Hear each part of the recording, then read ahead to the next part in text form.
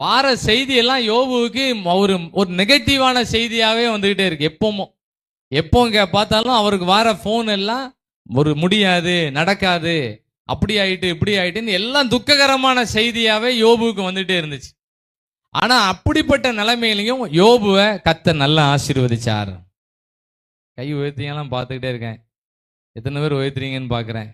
ஆண்டவர் மேலே ஸ்கேன் பண்ணுவார், மேலேயே ஸ்கேன் பண்ணுவார், கைகளெல்லாம் ஸ்கேன் பண்ணுவார். இந்த வார்த்தையை யாரெல்லாம் நம்புறீங்களோ அவங்களெல்லாம் ஸ்கேன் பண்ணுவார். கொஞ்ச நேரம் கழிச்சு இந்த வசனம்லாம் மறந்து போயிடும். பல கதைகள் வரும்போது நம்ம யாரெல்லாம் விசுவாச வார்த்தையை சொன்னீங்களோ அந்த ஃபைலை எடுத்து ஆண்டவர் பார்ப்பாரு.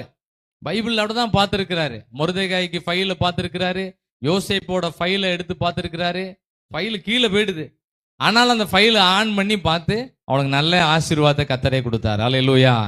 இன்னைக்கு ஆண்டவர் நம்மோடு பேசுகிற வார்த்தை, நம்முடைய முன்னால உள்ள நாட்களை காட்டிலும் பின்னால உள்ள நாட்கள் நல்லா இருக்கும்னு வாசித்துக்கிட்டு இருக்கோம்.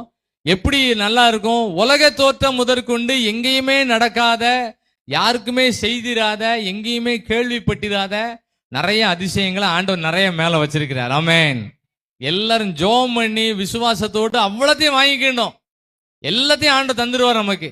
எப்படி இந்த யோபுவுக்கு கொடுத்தாருன்னு சொல்லி ஒரு சில குறிப்புகள், ஒரு 3 குறிப்புகள் மாத்திரம் வாசிக்க போறோம். யோபுவோட வாழ்க்கையில அவர் சொல்லுவாரு, நான் காதால கேள்விப்பட்டேன், இப்ப கண்ணால பாக்குறேன்னு சொல்லுவாரு. எல்லாரும் சொல்லுவாங்க கர்த்தர் உங்களுக்கு அற்புதம் செஞ்சாரு அப்படி இப்படின்னு. அவர் சொல்றாரு பாருங்க, 42ஆம் அதிகாரம் 5வது வசனத்தை எல்லாம் சேர்ந்து வாசிப்போம். யோபு 42:5. என் காதினால் உம்மை குறித்து கேள்விப்பட்டேன், இப்பொழுதோ எல்லாரும் வார்த்தையை சொல்லுவாங்க, ஆண்டவர் எனக்கு அற்புதம் செஞ்சாரு அப்படின்னு சொல்லும்போது நம்ம காதால கேட்டுக்கிட்டு இருக்கோம்.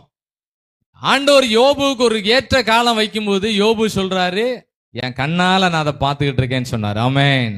இன்னைக்கு நம்மளும் இந்த காதால கேட்டுக்கிட்டு இருக்கோம். உலக தோற்றம் முதற்கொண்டு எங்கேயுமே நடக்காத அற்புதங்கள் நடக்கும்னு சொல்லும் போது கேட்டுக்கிட்டு இருக்கோம். ஒரு காலம் வரும்போது நம்ம கண்ணால அதை என்ன பண்ணலாம், அனுபவிக்கக்கூடிய அளவுக்கு கர்த்தரே நமக்கு அதிசயங்களை செய்வார். ஆமென், ஆமென். ஆண்டவர் யோபுவை நல்லா நடத்தினார். யோபு அவரோட வாழ்க்கையில் உள்ளதை சொல்லுவாரு, நான் நல்லா இருக்கும்போது ஒரு வழியா நடந்து வந்தா சின்ன பிள்ளையெல்லாம் எந்திச்சு எனக்கு வணக்கம் போடுவாங்க. இப்போ நான் யாரையாவது நடந்து வந்தா யாருமே என்ன மதிக்க மாட்டேங்காங்க அப்படின்னு சொல்லுவாரு. பிரச்சனைகள், போராட்டங்கள் நம்ம வாழ்க்கையில வரும்போது நமக்கு நிறைய விதமான தோல்விகளா இருக்கும். வேலைக்காரனை யோபு கூப்பிட்டா வேலைக்காரன் காதையை கேட்க மாட்டேங்க அப்படிலாம் சொல்லுவாரு.